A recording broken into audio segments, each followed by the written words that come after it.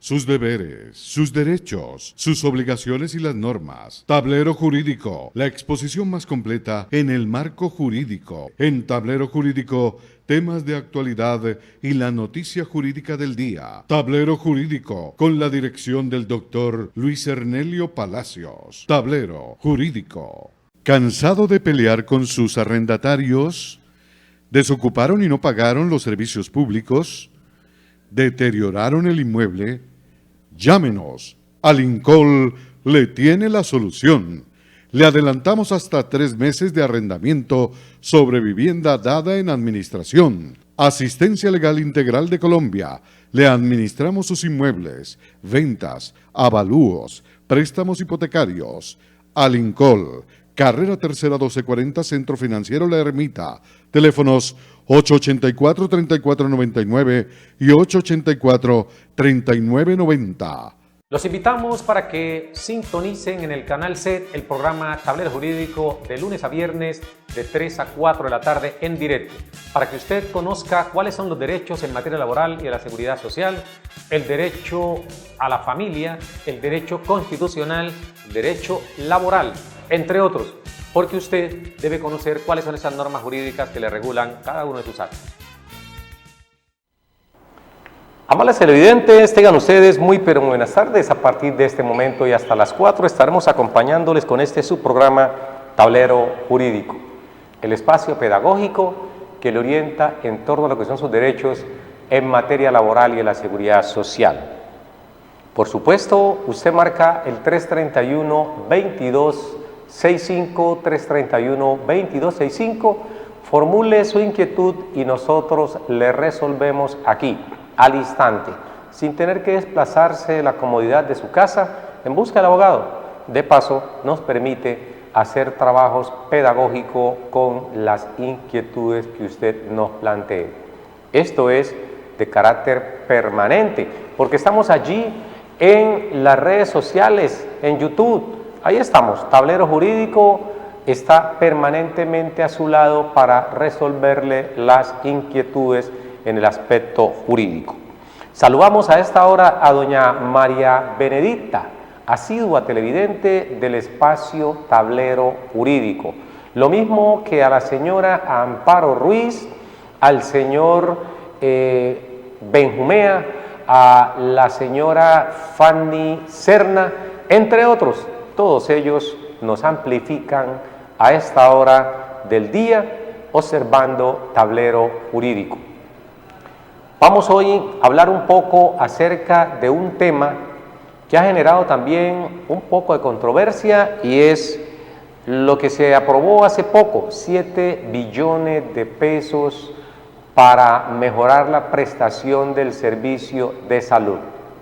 Esto pues, lo que tiene que ver con la financiación del sistema de salud, el gobierno actual destinó 7 billones para ponerse al día con las deudas que tenían los hospitales y demás entidades del Estado con las EPS. Estas últimas se negaban a menudo o se niegan a menudo a prestar el servicio de salud aduciendo falta de recursos. Enhorabuena, entonces se destina parte de ese presupuesto nacional en cuantía de 7 billones para ponerse al día con estas entidades. Sin embargo, este pronunciamiento no puede convertirse solamente en un titular de prensa. Ustedes deben acudir a las EPS y exigir la prestación del servicio en condiciones dignas. Recordemos que el servicio de salud se debe prestar de manera integral. Y cuando hablamos de manera integral es que todos los procedimientos que están definidos en la ley deben cumplirse, desde la promoción del servicio, prevención del servicio, la atención en materia de salud. Uno exige que lo atiendan para que le diagnostiquen, pero las entidades deben saber que para hacer un diagnóstico acertado se requiere la realización de exámenes. Esos exámenes son obligatorios para poder determinar con exactitud el tipo de patología que tiene la persona.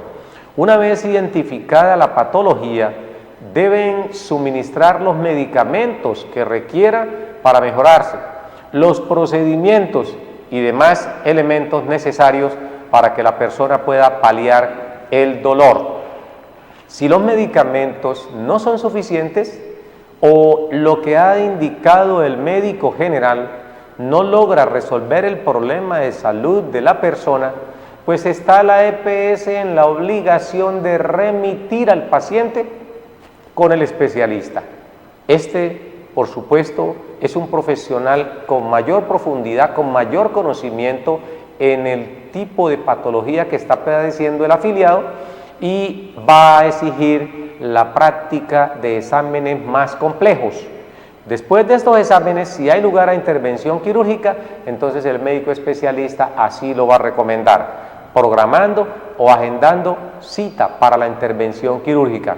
Después de la intervención quirúrgica, debe hacerse un seguimiento, conocer cómo ha ido evolucionando el paciente y debe de manera periódica atendérsele o revisársele el estado de salud.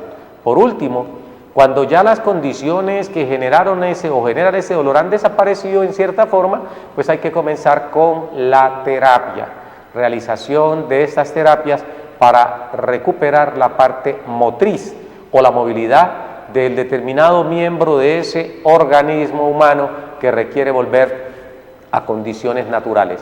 Cuando ya se acaban estas terapias y no fue posible recuperar esa condición de salud plena, entonces el médico debe remitir dando un concepto o emitiendo un concepto no favorable de rehabilitación para que las personas puedan ser sometidas a una experticia, a una valoración por parte de las entidades encargadas de establecer la pérdida de capacidad laboral. Vamos a seguir ampliando este tema porque ahorita vamos con Televidente en línea. Buenas tardes. Buenas tardes, doctor. ¿Cómo me le ha ido, mi señora? Doctor, le habla Gloria Ortiz. Doña Gloria Ortiz, ¿de dónde nos llama, doña Gloria? Del barrio Santa Elena. Barrio Santa Elena. ¿Y su inquietud cuál es, doña Gloria? Doctor, lo que pasa es que yo vivo en la casa de herencia de mis padres. Mi papá murió, mi mamá murió y mis 3 hermanos murieron y quedé yo viva. Sí. Resulta que los hijos de mi hermano, o sea, los nietos, no quieren hacer la sucesión. Entonces yo estoy en recurso de vender la casa. ¿Qué me puede aconsejar usted, doctor? Muchas gracias. Antes de que me cuelgue, doña Gloria, ¿cuánto hace que fallecieron sus padres? Mis padres fallecieron en el año 2000. En el año 2000, sí. Y mis 2 hermanos fallecieron hace 9 meses seguidos. Un mes falleció uno y al otro el otro. Y yo soy la única que quedé como heredera. Correcto. Hermana. Correcto. ¿Y hay hijos de esos 2 hermanos fallecidos? De mi hermano, el mayor, sí hay hijos. Y de mi otro hermano hay otro hijo, pero él no convivía con la señora ni nunca convivió con nadie. Solamente aquí en la casa conmigo. Y ahora resultó él de que es hijo. Entonces, no sé qué hacer, doctor. Correcto. Usted me dice que quiere vender la casa, pero sus sobrinos se oponen a que la venda.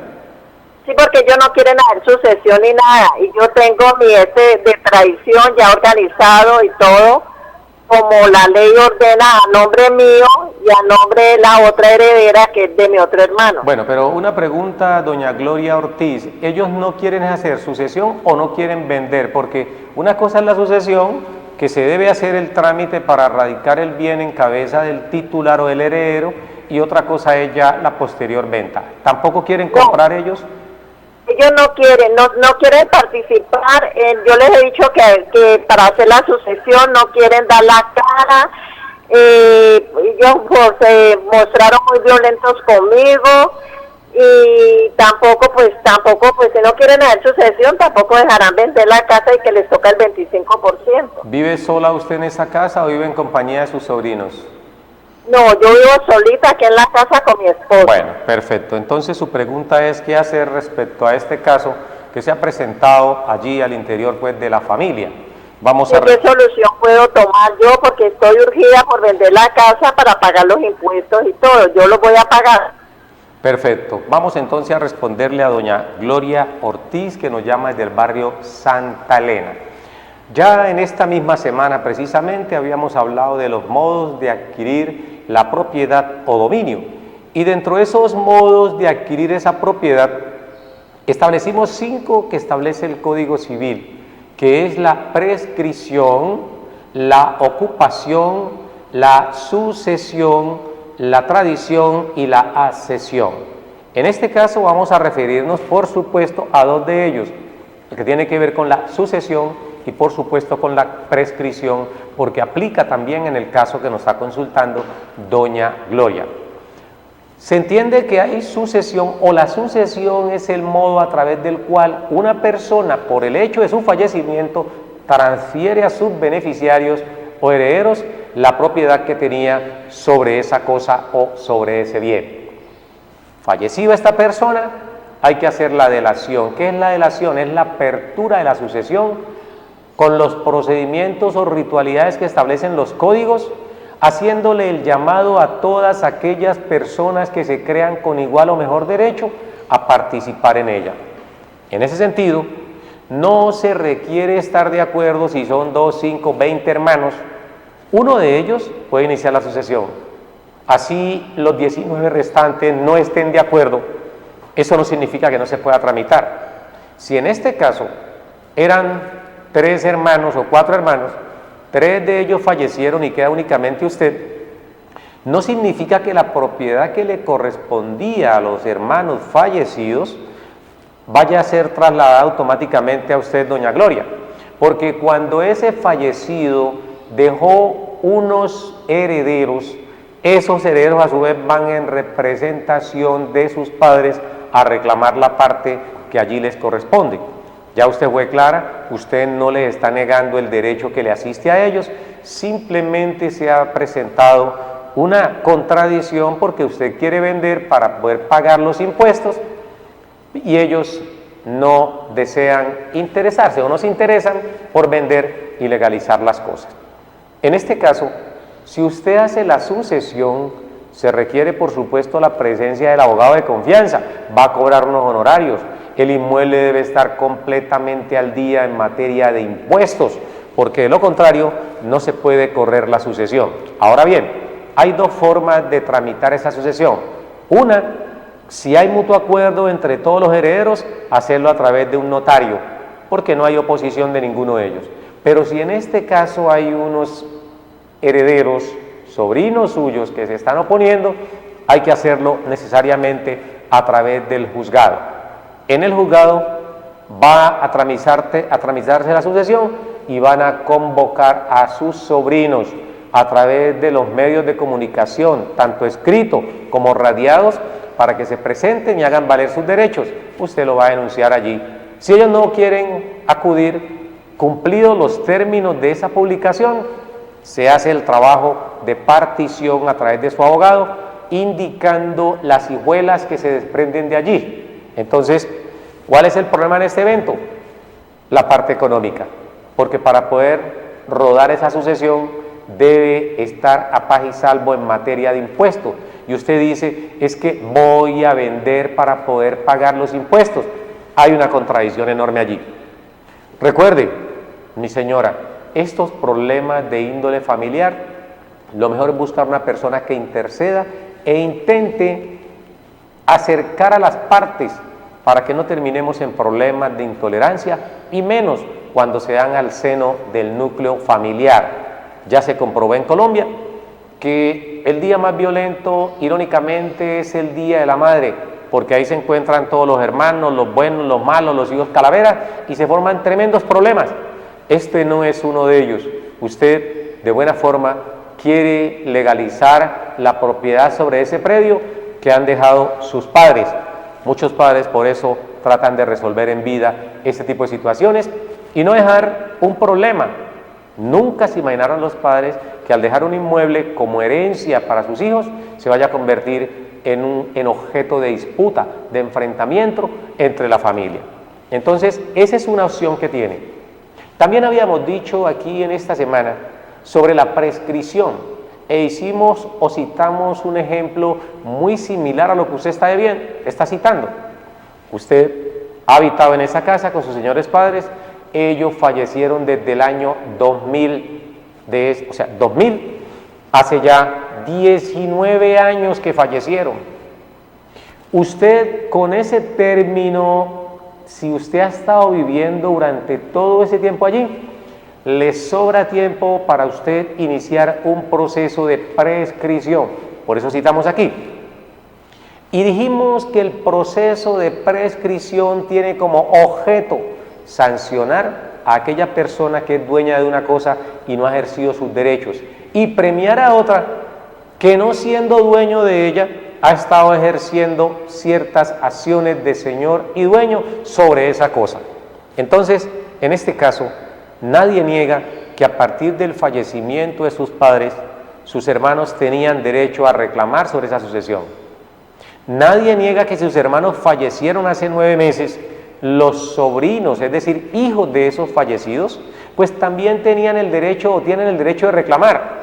Pero si en los 19 años que ha transcurrido su estadía en ese inmueble, esos sobrinos no han reclamado, tampoco reclamaron sus padres, usted ya tiene un tiempo bastante amplio para que inicie un proceso de prescripción adquisitiva de dominio o usucapión. Para iniciar un proceso de prescripción no requiere de momento para presentar la demanda que usted haya pagado impuestos. Entonces, la mejor sanción que puede haber frente a esos sobrinos díscolos que se niegan a hacer el trámite de sucesión, que se niegan a vender sus derechos gerenciales, porque esa es otra situación que vamos a explicar más adelante. Si esos sobrinos no quieren y se están oponiendo a que se legalice el predio, pues usted realice el trámite de prescripción. Estamos seguros que hoy en día nadie va a comprar un inmueble donde hay 3 o 4 dueños, uno de ellos quiere vender, los otros no se han puesto de acuerdo. Nadie va a comprar un problema.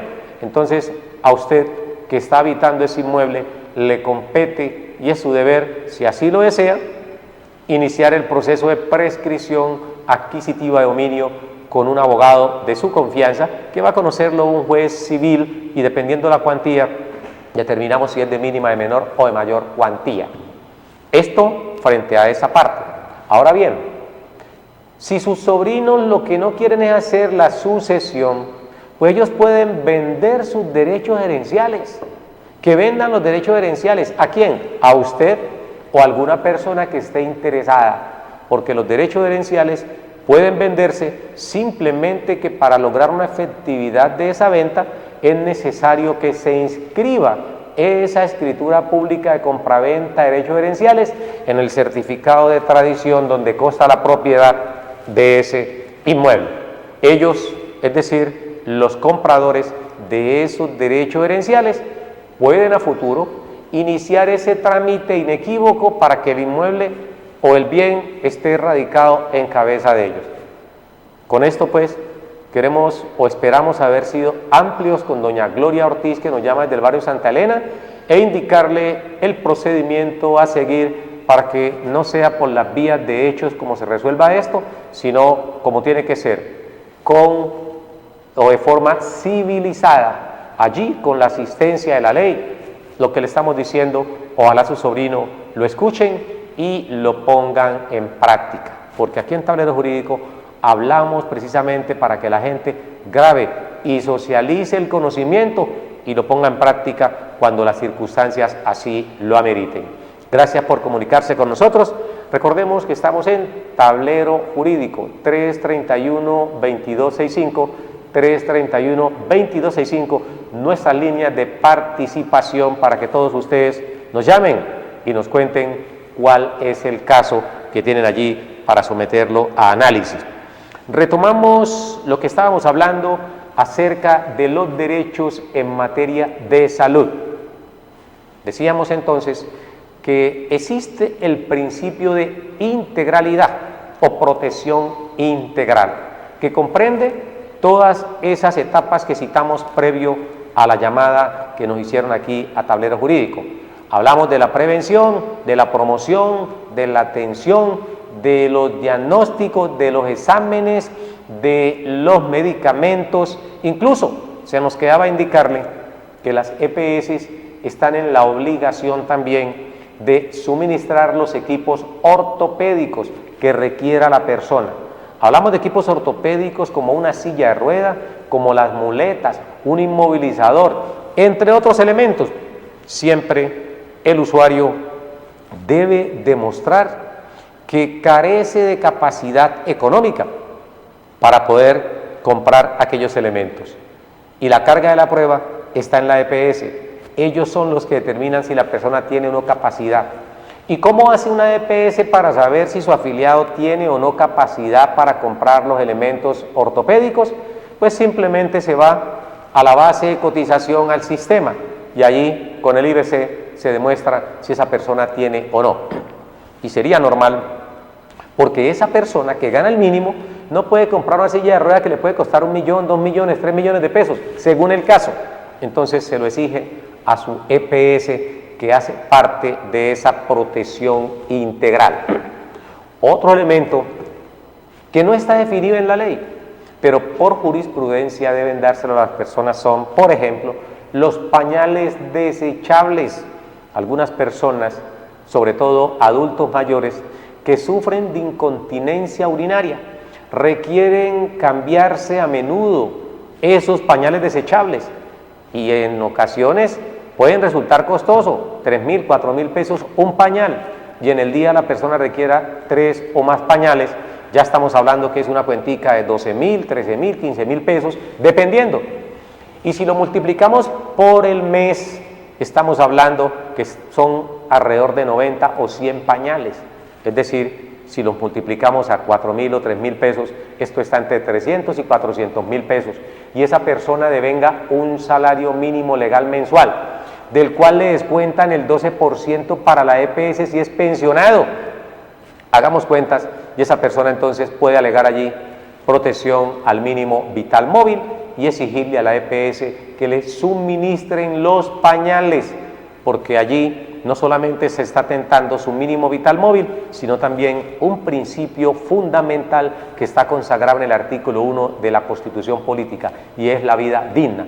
Una persona que tenga incontinencia urinaria, que esté todo el día goteando orina, vive en condiciones indignas, requiere pañales desechables, y si no los puede obtener por sus propios medios, la EPS debe suministrárselo. Vamos con televidente en línea. Buenas tardes. ¿Cómo me le va? ¿Cómo ha estado, mi señora? ¿Cómo está, doctor? Muy bien, gracias. ¿Cuál es su nombre, mi señora? Mi nombre es Francisca. Doña Francisca, ¿de dónde nos está llamando? De acá del barrio Villanueva. De Villanueva. ¿Y su inquietud cuál es, mi señora? Doctor, para hacerle una pregunta. Es que lo que pasa es que tengo un problemita. Mi hermana hace 3 meses que falleció.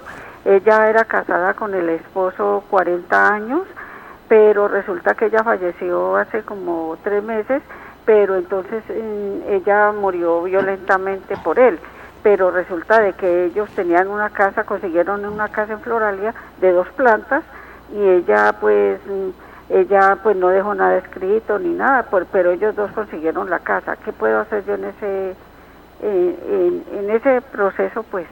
Bueno, vivieron cerca de 40 años. Sí, doctor. ¿Casados? Casados, hace 40 años. ¿Hijos dentro de la relación?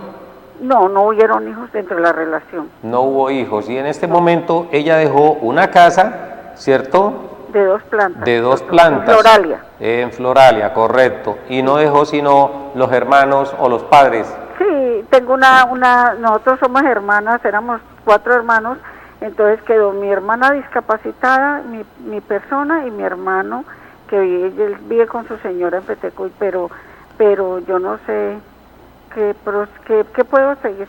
Devolvámonos un momentico, mi señora. ¿Usted tiene una hermana discapacitada? Sí, ¿cómo no, doctor? ¿Y esa hermana discapacitada vive con quién? Vive conmigo porque desde los 17 años que falleció mi mamá quedé yo con ella a mi cargo. Correcto. ¿Usted ella ya tiene 61 años. ¿Su hermana discapacitada tiene 61 años? Sí, doctor. ¿Su hermana la fallecida era pensionada? No, nada, ella recibía auxilio por el gobierno. ¿Y estaba cotizando al sistema? No, tampoco. Tampoco cotizaba al sistema No, porque pensional. ya le dio hasta Alzheimer a los 64 años. Correcto, correcto. La pregunta simplemente se limita a saber si la casa que es que la adquirieron dentro de la sociedad conyugal, ¿puede el esposo obtenerla o quedarse con ese inmueble? Sí, pues Esa es yo la quiero pregunta. saber, porque ahí me han dicho que le ponga abogado a eso, porque tiene derecho, porque ella trabajó también para acabar de pagar la casa, la consiguieron entre el matrimonio, entonces no sé, doctor. Correcto. Y cuando usted me dice que ella murió de forma violenta y que la culpa fue de él, ¿eso fue doloso o fue simplemente un accidente? No, pues parece que él hubiera mandado gradas abajo del segundo piso, porque ella se descaderó y se reventó la cabeza. Correcto, correcto, correcto, perfecto. Entonces, Pero ella estuvo en la clínica Colombia y al final fue que pues ella la operaron de la cabeza, a los 15 días le pusieron una prótesis, pero al final fue que le dio 2 infartos y falleció. ¿y no logró recobrar el conocimiento después del accidente? Sí, ella estaba consciente, ella nos decía que él le había pegado. Correcto, correcto. ¿Hubo Eso está en denuncia? Eso está en fiscalía, doctor. Bueno, señora, entonces vamos a responderle a la señora ¿Puedo colgar, Francisca. doctor? Sí, señora, puede colgarnos Bueno, la muchas línea. gracias, doctor. Feliz Bueno, tarde. Hasta a luego. usted, mi señora, por comunicarse Gracias. con nosotros. De antemano, pues hombre, agradecer que las personas se comuniquen con nosotros, nos cuenten este tipo de cosas, lamentándola, por supuesto, porque nunca los problemas de pareja ni de ninguna naturaleza pueden arreglarse por esa vía. Esperemos que las investigaciones arrojen lo contrario, pero si es cierto lo que estaban ustedes manifestando, hay que lamentarlo y ojalá se le aplique el peso de la ley si se encuentra al señor como responsable. Pues bien, dejó un inmueble y ese inmueble que ella dejó, por supuesto, hace parte de la sociedad conyugal. Es claro que por el hecho del matrimonio surge a la vida jurídica lo que se conoce como la sociedad conyugal. Contrario a lo que muchos piensan, que la parte conyugal es de afecto, es de relaciones sexuales, no, es la masa de bienes que se adquiere a partir de la vigencia del matrimonio. A eso es lo que se denomina técnicamente en derecho sociedad conyugal. Y esa sociedad conyugal, al fallecer uno de los cónyuges, pues por supuesto hay que darle lo que corresponde en materia de, digamos, gananciales o sociedad conyugal para esa persona que ha quedado vivo. No puede él disponer de todos esos bienes. En ese caso se mira el árbol de los herederos en el orden en que van y van a asignársele las partidas según los herederos que haya dejado. Aquí hay una investigación, se supone que hay causal de desenheredamiento cuando se comprueba que una persona ha atentado contra otro. Esa es otra cosa que no está comprobado, pero que está en investigación. Si se comprueba que ha habido una intencionalidad de parte de su cuñado en acabar con su señora hermana, pues bueno, las autoridades indicarán. Ese proceso penal podrá indicarse como lesiones personales culposas o, por qué no, homicidio, porque esas lesiones terminó finalmente ya falleciendo. Aunque la circunstancia en que se produjeron las cosas, todo apunta a decir que ha sido lesiones personales culposas, si hubo, o dolosas en este caso, si hubo intención de él de empujarla por la grada, como efectivamente lo manifestó su hermana antes de fallecer.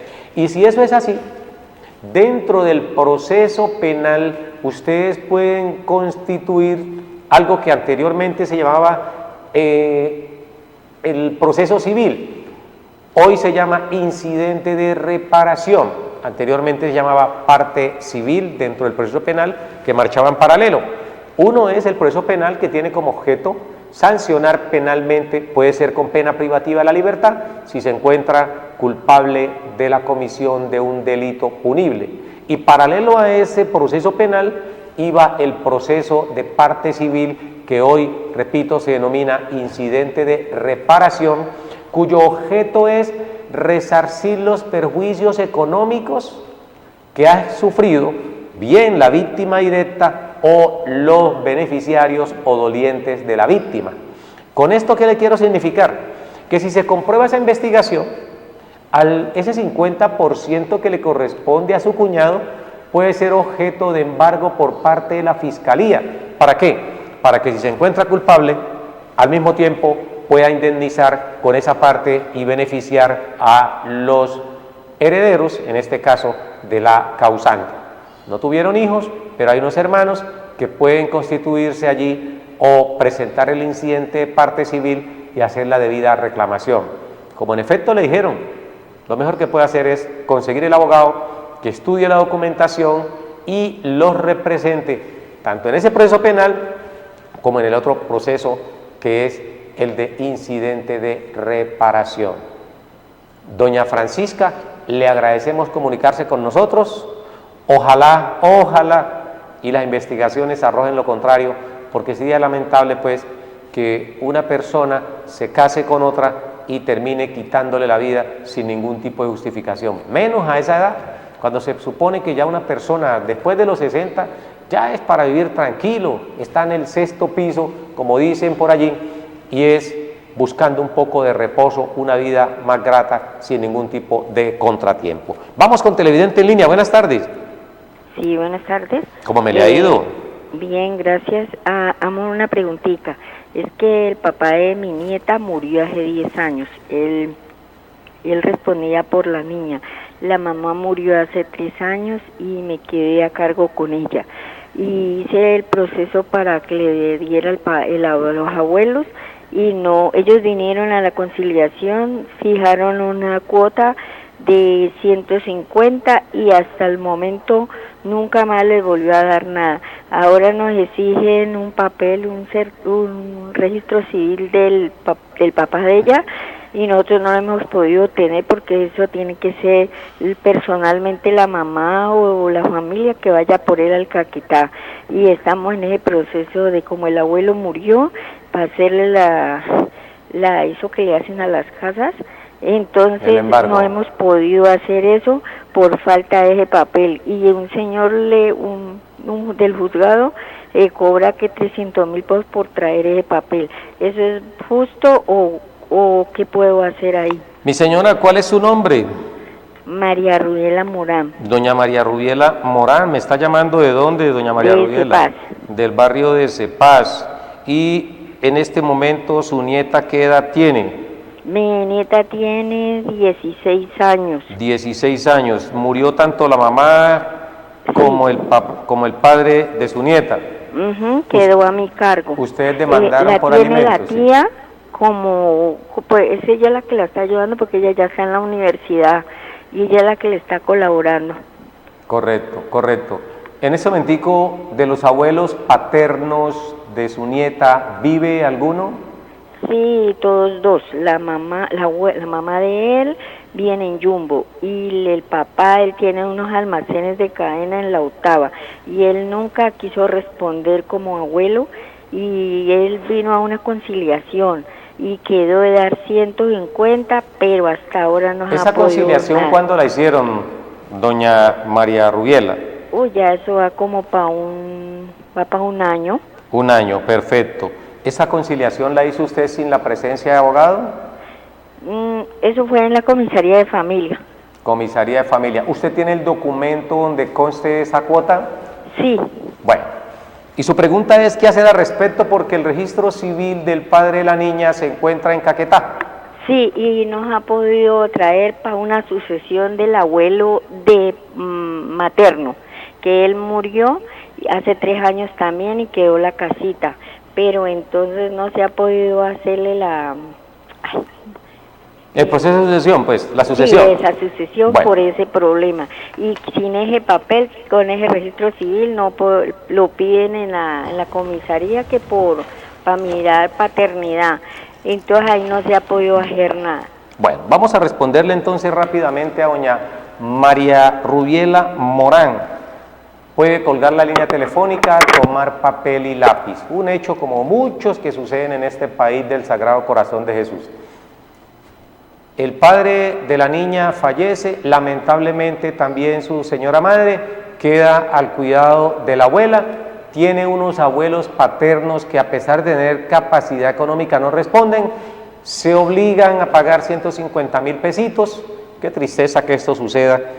Jamás deben las obligaciones alimentarias llevarse a los juzgados, porque se entiende que hay una obligación no solamente moral, ética, frente a esa persona que es su descendiente, llámese abuelo, llámese padre. Pero cuando suceden este tipo de cosas, que las personas estando obligadas a suministrar alimentos, nos toca remitirnos precisamente a lo que establece la ley. Y aquí le damos paso al artículo 411 del Código Civil, artículo 411 Código Civil colombiano. Allí de manera textual y detallada se establecen a quién se le deben obligaciones, las obligaciones alimentarias, o a quién se le deben alimentos. Y dentro de esos alimentos, por supuesto que está la obligación del padre frente a los hijos, pero como en este caso infortunadamente no existen padres, entonces los abuelos asumen esa responsabilidad alimentaria. No es que el señor se niegue a pagar alimentos, lo que pasa es que los métodos o los procedimientos que usted ha utilizado para que la ley lo obligue, a lo mejor no han resultado efectivos, pero es que las personas no pueden estarse sustrayendo sin ninguna justificación a los compromisos legales y dejar las cosas así. Y muchas personas dicen, no, es que eso en Colombia no se cumple. No, la ley en Colombia hay que hacerla cumplir. ¿Por qué la ley? Es un mandato general, expreso, que está establecido en un papel. Es letra muerta, como dicen muchos. ¿Y quién es el obligado a revivirla? La persona que se afecta con el comportamiento negativo o positivo de esa persona. Cuando decimos negativo es porque se niega a cumplir, o positivo es porque ha cometido un delito y no cumple igualmente en resarcir sus perjuicios. Entonces, en este caso, doña María Rubiela, si usted hizo una conciliación por 150.000 pesos, me parece que es supremamente insignificante el monto, y usted requiere tener un abogado que le asista en ese caso.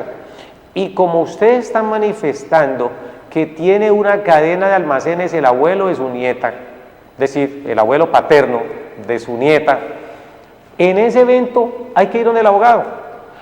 Que es que hay un registro civil por allá en el Caquetá que se requiere para iniciar el proceso de sucesión. No, no tiene que pagarle dinero alguno. Es cierto que por ley de habeas data, algunos documentos se requiere estrictamente que quien los reclama debe ser una persona cercana o muy cercana, como el padre, como el hijo, que estén, digamos, allí para reclamar ciertos documentos, como el registro de función, el registro civil, la partida de matrimonio, entre otros, solo por una ley que en Colombia la denominan habeas data, protección de datos. Y con ese argumento se traban muchos procedimientos, entre ellos el de la sucesión que ustedes quieren seguir. Entonces, ¿qué es lo que hay que manifestar? Presentar la demanda, indicarle al juez como medida previa antes de la admisión de la misma o con la admisión de la misma, que se oficia la notaría del Caquetá en donde se encuentra registrado el nacimiento del abuelo tal. Ojo, si es nacimiento. Recuerden ustedes que antes del año 1938 no existían registros civiles, existían las famosas partidas de bautismo, porque todos los nacimientos eran registrados ¿por quién? Por las iglesias, más no por el Estado.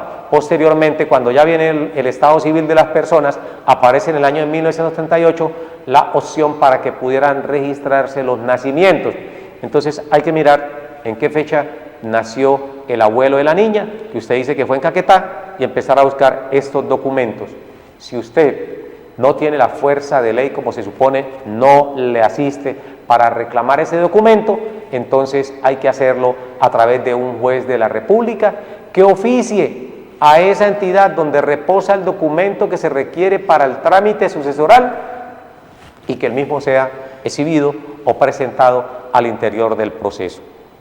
Bajo ninguna circunstancia, si usted lo desea, doña María Rubiela, puede llamarnos en ese momentico por el interno, dejar su número telefónico y vamos a orientarle con más tiempo y de manera detallada cómo lograr eso. Ahora bien, hay una conciliación que se hizo en una comisaría de familia. El abuelo paterno de la niña se obligó a pasar 150.000 pesos.